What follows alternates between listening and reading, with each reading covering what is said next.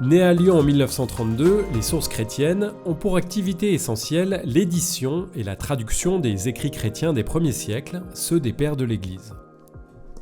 Déjà avant la guerre de 40, que des jeunes jésuites réfléchissent ensemble et en fait ils sont à Fourvière et ils s'ennuient.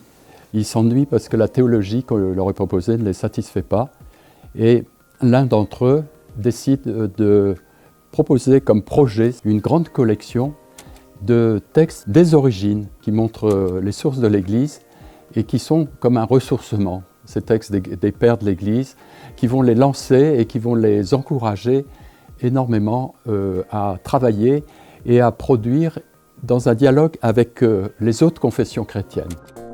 Fortes de personnalités diverses, comme le cardinal Henri de Lubac et le cardinal Jean d'Agnelou, les sources chrétiennes deviennent une référence pour l'Église et notamment lors du Concile Vatican II. Nous avons 620 volumes publiés déjà. La collection donc représente aussi bien des textes grecs, latins, des textes orientaux et permet d'élargir un peu ce point de vue occidental qui est le nôtre, nous faire sentir cette richesse de la théologie de l'Orient, en particulier Saint Irénée de Lyon.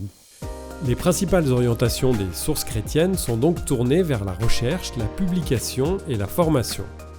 Pour cela, l'Institut fonctionne avec plusieurs partenariats.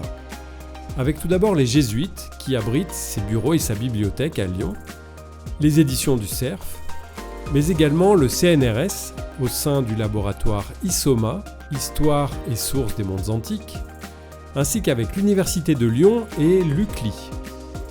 Enfin, l'association Les Amis des Sources Chrétiennes rassemble environ 700 personnes à travers le monde.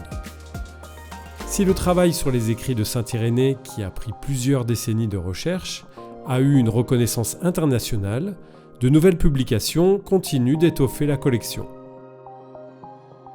Dans les sujets les plus importants, je vois Hildegarde de Bingen, qui représente pour nous une figure un peu symbolique parce qu'elle est très connue par ailleurs, en particulier par ses conseils diététiques. Et bien là, on l'écoute dans ses conseils monastiques. C'est important de découvrir cette face cachée, on peut dire, d'Hildegarde de Bingen en 2 volumes.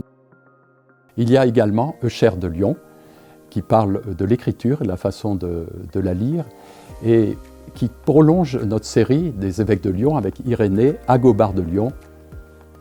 Le fait de chercher les sources historiques et toutes les documentations que nous pouvons avoir, eh bien, représente un intérêt très fort pour tous les scientifiques qui étudient cette période. Et grâce à Sources chrétiennes et à énormément de travaux, ces textes ont pris de l'importance et donc font entrer dans ce mystère chrétien.